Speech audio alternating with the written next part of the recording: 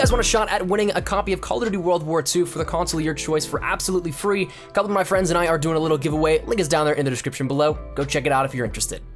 I've mentioned it a couple times here up on the channel. With World War II right around the corner, under 3 weeks away now at this point, it's something that we're running out of time to do the rest of the Black Ops 3 content that I either had planned that I thought would maybe be cool to do. So I figured with this one, we'd knock one of the big ones out that I've been really holding on to, I guess, to see how long we could go.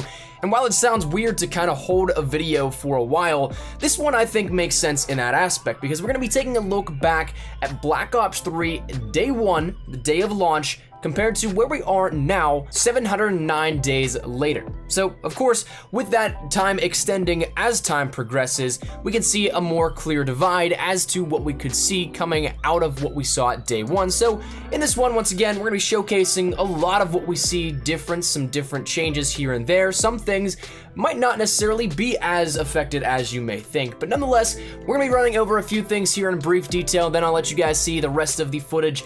How much left there will be, I'm not entirely sure, but it'll be a direct comparison to what we see from Day 1 to now. So that said, hopefully you guys enjoy, but let's jump right into it. Firstly, we already saw it whiz by at the very beginning of this video. The home screen is something that's immediately is what you're presented with when opening up Black Ops 3 and the app on PlayStation 4, Xbox One, or PC. And I suppose also 360 and PlayStation 3, but that really didn't have too much support after, so we're not going to focus on that. But nonetheless, the home has more so had a few changes that are a little bit less in terms of what we have to offer content-wise, but more so changes in visuals and UI performance. Now there is an option for quick join, player party, bonus options in the menu selection, whereas previously it did not have those sorts of things. One thing that did still stay constant was the featured message that was up in the top left corner, but other than that, really, we've only had a few changes here and there throughout that nearly 2 years. Now, moving over into a little bit of zombie stuff, we had a bunch of new features, new menu UI, more maps, a ton of gobblegums, the ability to buy Divinium with COD points, all that kind of stuff that we did not see in Day 1. A lot of the stuff was more so dumbed down, which of course is to be expected whenever you have something going over for 2 years almost, but the big things you'll totally notice once again, I think, come back to the more gobblegums. Now, where you can actually see this very apparently is in the numbers themselves. At the very launch, we had 15 classic gobblegums and 18 mega on Day 1 of Black Ops 3. If you take a look at it now, we have 19 classics with 44 mega gobblegums. So a massive increase there that, of course, we still had them added in with each DLC and things like that, but overall, we've had an increase in the way of double the gobblegums in Black Ops 3 since launch. Now, one cool feature that is not in Day 1's version at all, but is a very nice option that we have now, is Newton's Cookbook. This is where you can distill different gobblegums that you might not necessarily want for things that you definitely could use. And actually, one that was awesome today was 3 temporal gifts for 1 perkaholic, which to me is a no-brainer, and of course, with how rare those can be at times, taking a rare gobblegum of temporal gift and turning it into the ultra rare of perkaholic, that's a steal, and especially for such an even trade there. But moving on a little bit, Nightmares was something that people flipped out about at launch. It seemed really cool, didn't necessarily do exactly what everybody had hoped for, but nonetheless, it was still a cool little addition. But Nightmares initially was on the home screen once unlocked, and now it's a part of the bonus playlist as well. But other than that, nothing really has changed there within. Game modes were a bit different moving over into the multiplayer aspect, and this is where we're going to start to see a lot more in terms of additions, changes, and other things like that. So firstly, we'll tackle game modes. These were a bit different. There was no featured playlist on Day 1 of Black Ops 3. That featured playlist actually took over what was the bonus slot, which was below core and hardcore in that menu selection. Now, the standard modes still all stay the same: team deathmatch, free-for-all, domination, demolition, kill confirmed, hardpoint, capture the flag, search, uplink, and safeguard. And the bonus playlist was previously featuring gun game, ground war, mercenary mosh pit, and chaos mosh pit. But of course now, once again, that bonus playlist has been replaced, and actually as of only recently, a couple of months back, that is something in which it was featured whatever game mode of that week and whatever bonus bonus in terms of crypto keys, double XP, double weapon XP, whatever it is, that took over as a featured playlist instead of bonus playlist. And the next thing I want to touch on that has changed since day one, of course, I'm sure that you guys have totally noticed this as well, and it's one that you can clearly pick out as being a complete change up from what we were first initially pitched whenever we bought the game.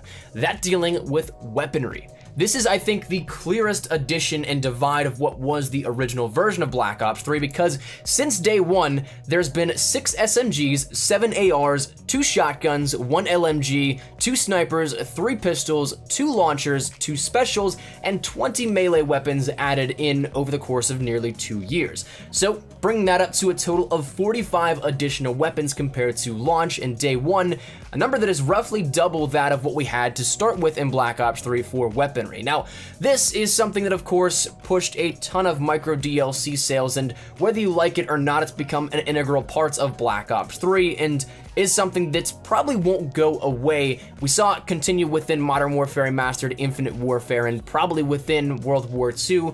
Right now it's cosmetic only, but we'll see how long that lasts. But nonetheless, weaponry is, I think, the biggest divide in terms of what we've seen added in since day one of Black Ops 3. And again, kind of crazy to think that it is that many, 45 additional weapons. But nonetheless, it carries us over into our next thing that I want to talk about, that being specialist customization.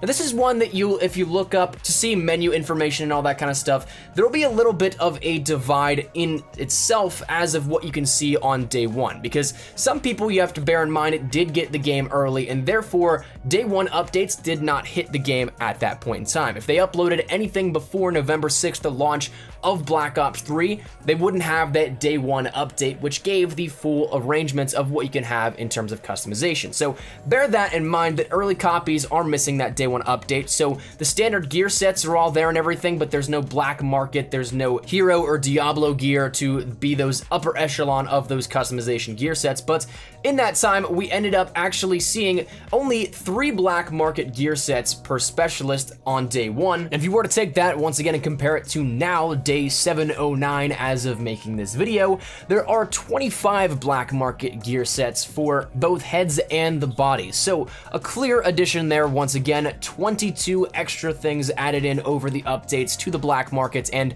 as time progressed throughout this 1.5 to 2 years of Black Ops 3, but a lot more has been added in since then. And in terms of this kind of stuff, I'm not necessarily as bothered about it as compared to, say, weaponry, simply because it's cosmetic only in that sense. Of course, it was updated to be the fact that you can use COD points and everything like that, but nonetheless, it still is, again, nothing that affects the sheer gameplay of Black Ops 3. So that one a bit more lenient on, but still a ton of stuff added in to supply drops for that. Another thing that we saw a huge addition of since day one, and huge change up since that launch of Black Ops 3 in customization, is in camos. Weapon camos are something that a lot of people love to sport. Some people really love to showcase some rarer ones, all that kind of stuff, and it's one in which we surprisingly actually hadn't had that much added in over time within the black market, but there have been a ton of things added in overall. So what I mean by this is that firstly, that there's only been 3 additional black market camos added in over time since launch of Black Ops 3. But where a ton were added in, that is in the extra category. Previously, it was only reserved for, say, the pre-order bonuses, the collector's edition camos, the promo camos, all that kind of stuff, which probably was right around that maybe 5 to 7 camos total that you'd be able to have through all the different promos, all the collector's edition stuff, that being like the weaponized 115 and Cyborg, and of course you had things like the True Vet camo, the Black Ops 3 camo, those sorts of things were all there in the extra category previously. But whenever you take a look at it, we ended up having a ton more added in, which brought us to a total of, I believe, right around 31 or 32 camos. I'm missing personally a couple, so I couldn't tell you exactly in terms of how many there were, but that's actually excluding all the esports camos. I think I only have 1 pack, so I guess maybe that could add another 18 camos on there in terms of the total amount, which if it is right around that 32 total, would bring you up to 50 camos. But nonetheless, we had a ton of things, once again, like those esports camos, community contracts, and limited edition supply drop camos, other promo camos that were added in accordingly, but it all essentially brought up that total number of extra camos tenfold. So while we we've covered now camos, weaponry, specialist customization, all that kind of stuff, what all these things have in common is the black market. And this is something that was completely overhauled, not only in terms of content, how it works out and everything like that, the ability to pay for different items. That is something in which not only does it have a lot more to do now, but when you take a look back at where it started, the very humble beginnings of the black market, it's almost as if the system could have not been so irritating, so not heavily reliant on that air quote pay to win, so not heavily reliant on getting things that you so wanted out of weaponaries, camos, customization. It really all started with only 2 options. Believe it or not, taking a look back, if you were to take a look at the day 1 version of the black market, we only had the ability to buy a common and rare supply drop that were only buyable via crypto keys. No COD points, just simply grinding out the game. 30 keys for a rare supply drop, 10 for a common, and of course, I think we can all take a look back and say, man, those simpler times were actually pretty good compared to what it is now. Now, of course, with that came some decent things, I guess, as well, too. That being the introduction of Blackjack, or the 10th Specialist. We had contracts, which allowed players to grind out in terms of wins, the ability to get things such as weapon bribes, 3 of a kinds, all of those kind of cool things in different supply drop bundles that were actually a nice little reward for players that actually did not want to spend money, but instead wanted to grind out but still had a decent chance of getting something that they wanted as the pool of content started to increase and the chances became even smaller. So those sorts of things, I guess, were nice as well too. We ended up having the ability to see what sorts of things we've recently got. There are some decent positives with it, but overall, the black market itself as a whole expanded so much, and whether or not you think it's for good or bad, that's up to you. But nonetheless, that is going to lead us into the one final remark that I actually want to talk about here today with this one, and it's not anything major compared to what we've already seen, but this deals with the social aspect of Black Ops 3.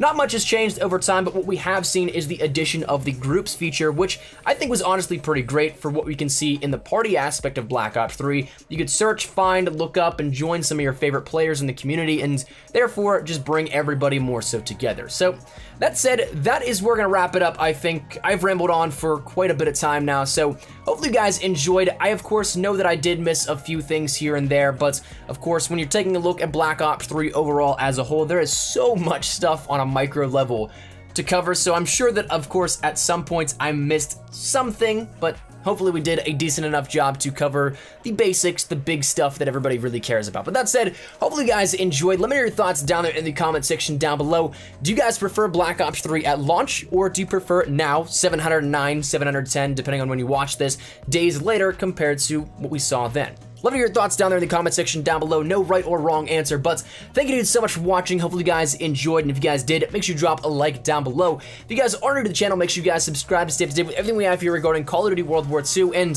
while there still is a little bit of time, Black Ops 3, so if any of it interests you, make sure you hit that subscribe button so you don't miss a beat. And finally, if you guys want to follow me over on Twitter, that's the best place to get connected with me outside of YouTube. I practically live on Twitter, so if you guys want to strike up a conversation, ask me a question, whatever it may be, link is down there in the description below. But all that said, out of the way, hope you guys on a fantastic day. Thanks so much for watching. Mine is an espresso. I'll see you guys later. Take care, and peace.